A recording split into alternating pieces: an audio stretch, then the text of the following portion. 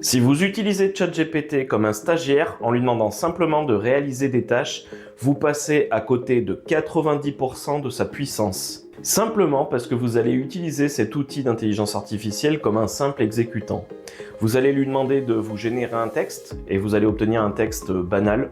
Vous allez lui demander de vous préparer un plan d'exécution et ce plan d'exécution va être plutôt bancal. Il n'y aura pas de cohérence entre tous ces résultats-là et vous serez complètement déçu des résultats que vous allez obtenir. Pourquoi? Parce que vous utilisez mal cet outil. Je vais vous expliquer un petit peu pourquoi, comment. Aujourd'hui, je vois beaucoup sur les réseaux sociaux ChatGPT, la nouvelle version de ChatGPT, elle est pas top, j'obtiens pas les résultats que je recherche, j'arrive pas à avoir ce que je veux, ça reste trop généraliste, c'est trop vague. Et oui, parce que vous utilisez mal cet outil qui peut s'avérer être un puissant allié dans votre quotidien. Mettez-vous dans un contexte d'entreprise, si vous demandez une tâche à un stagiaire, sans dénigrer les stagiaires, vous allez avoir un résultat de stagiaire, ce qui est normal. Vous ne pouvez pas demander à un stagiaire de faire un travail d'un senior qui a 20 ans d'expérience dans le métier. Et bien, ChatGPT, c'est pareil. Si vous lui parlez et que vous lui demandez de réaliser une tâche d'un stagiaire, comme un stagiaire, vous aurez le résultat d'un stagiaire. Ni plus ni moins. Aujourd'hui, malheureusement, ChatGPT est largement sous-utilisé, non pas parce que l'outil ne le permet pas, mais parce que les utilisateurs ne maîtrisent pas exactement la manière dont il faut parler avec lui. Vous avez peut-être vu, tout comme moi, une multitude de vidéos sur l'art du prompt, ce qu'on appelle le prompt engineering. C'est la capacité à réaliser un prompt sur ChatGPT ou un autre outil d'intelligence artificielle pour obtenir le résultat souhaité avec différentes structures. On a la possibilité donc d'orienter le modèle d'intelligence artificielle pour obtenir le résultat souhaité. Aujourd'hui, cette technique ne suffit pas. Alors pourquoi?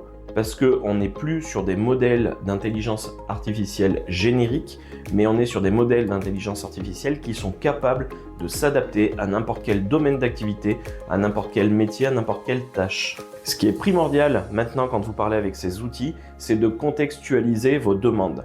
Vous devez préciser le rôle qu'il doit tenir, vous devez préciser le contexte, éventuellement la société, les informations nécessaires en fait pour mettre votre outil dans de bonnes conditions, qu'il ait un maximum de connaissances de la situation, des règles, des instructions, des exemples, bref, tout ce qu'il va être nécessaire pour l'intégrer au sein du contexte, au sein de l'organisation, pour obtenir le résultat optimal souhaité.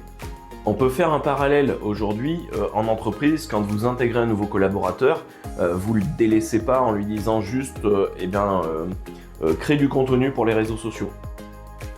Vous allez lui donner des informations sur l'entreprise, sur le contexte, sur l'offre, sur tout ce que vous voulez aborder comme thématique, sur les cibles. Bref, vous allez vraiment contextualiser le poste et les tâches de ce nouveau collaborateur. Eh bien, sur ChatGPT, c'est pareil.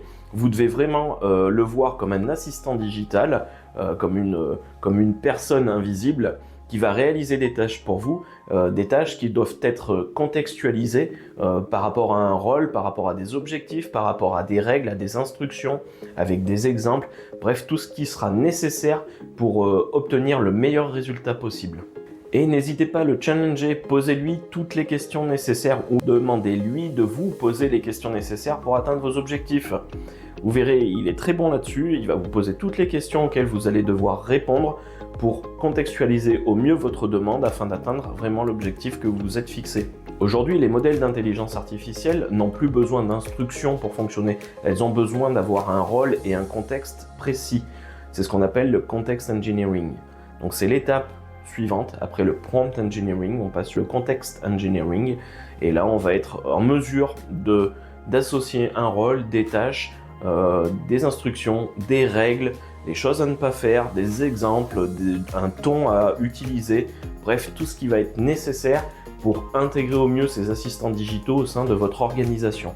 En adoptant ces règles, vous allez juste transformer ChatGPT en un vrai système qui va être en mesure de vous accompagner au quotidien dans vos différentes tâches. Vous pourrez ainsi construire des agents spécialisés pour toutes les fonctions de votre organisation. Et pour ça, n'hésitez pas à normaliser vos prompts. Vous pouvez aussi vous créer une bibliothèque de prompts pour avoir vraiment un cadre normalisé et stable. Et vous verrez que vos outils d'intelligence artificielle deviennent de vrais collaborateurs, non pas quand ils suivent une commande, mais quand ils suivent un système qui est pensé, qui est contextualisé, qui est normalisé et stable. Nous avons d'ailleurs accompagné une cliente qui rédigeait tous ses mails avec ChatGPT. Elle avait son petit prompt donc, qui lui permettait de faire des réponses à ses mails. Mais les réponses étaient un petit peu banales, elles n'avaient pas de profondeur, elles n'avaient pas de personnalisation. Donc le résultat qu'elle avait réussi à obtenir n'était pas forcément satisfaisant pour elle.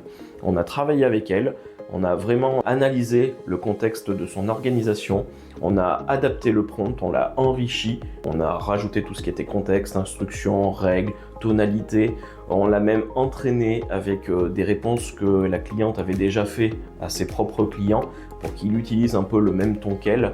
Et le résultat aujourd'hui, elle nous le dit elle-même, j'ai une nouvelle collaboratrice avec moi. Voilà, nous avons un petit peu abordé la manière dont il faut communiquer avec ChatGPT, mais je vous propose de vous faire une démo pour que ça soit un petit peu plus parlant.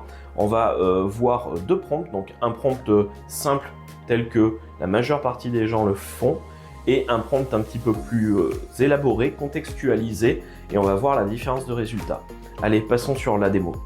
Voici la démo, donc je me rends sur ChatGPT et je vais saisir un prompt rapide et simple qui va lui demander de rédiger un post LinkedIn pour annoncer le nouveau modèle de machine de conditionnement de la société Mecapac. Donc avec un prompt simple, malgré tout qui définit un rôle, on obtient donc une version quand même relativement détaillée qui va mettre en avant un petit peu le produit mais sans vraiment contexte et sans cible bien définie.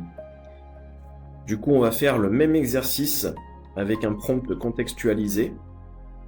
Voilà, je reprends un prompt où je redéfinis bien son rôle mais je le contextualise un petit peu plus. Je lui donne un peu plus d'informations. Et là j'obtiens quelque chose de vraiment plus détaillé. On reste surtout à notre cible.